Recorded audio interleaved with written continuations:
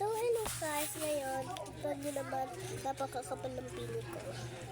So, mag-follow po kayo para po mapikyan ko po kayo ng pili. So, tignan nyo po, napakadami na niya. Ipon ko po ito hanggat lumami na po siya. Tapos, yung iba po, pinamigay ko na sa mga bata ko. Yung iba 10, pinatala ko na sa iba. Tanda na yan. So, si ate, follow siya sa akin, kaya pinigyan ko siya. Bawat follow siya sa akin, ganda lang muna yung ganda yung natatanggap. So, tignan niya. Napakatami niya at napakakapal niya. But, kung gusto niyo na ito, mag-follow kayo and back-comment and back-like na rin kayo. Kasi 14 followers pa lang ako.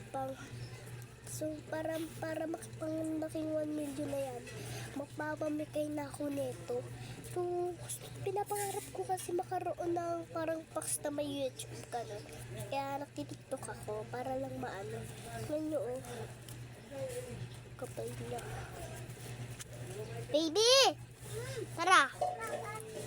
So, ito papakita ko lang pala si Ate Pat sa inyo. Tara. Tawa ko lang sa kanya, Ate Pat. Nagtulang ko din sa mga so, ito yung sa dito muna natin makain. So, tignan ko kayo sa hawak-hawak niya, labubo.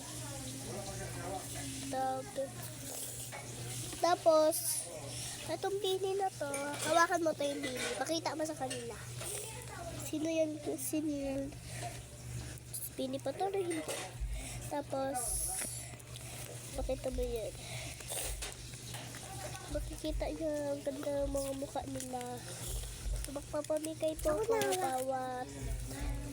Ba't yung tawat Uy, dun ka na nga.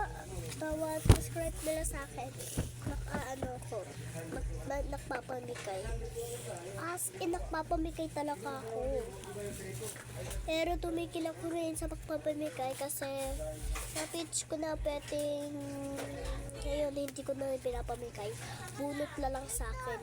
Magbibigay sila ng tos, pupunot sila ng kanon. Ayan. Diba? Pupunot sila ng pakanon sa akin. Dito sila luki doon kasi napakamtal bunot na yun. Diba? Wala ng papel, wala na rin number. Kung makikita nyo. So, parang umiiyak ako kasi may laknat ako. Pero yung laknat na to is kinakaya pa naman kinakaya pa naman mag-vlog. So, yun lang guys.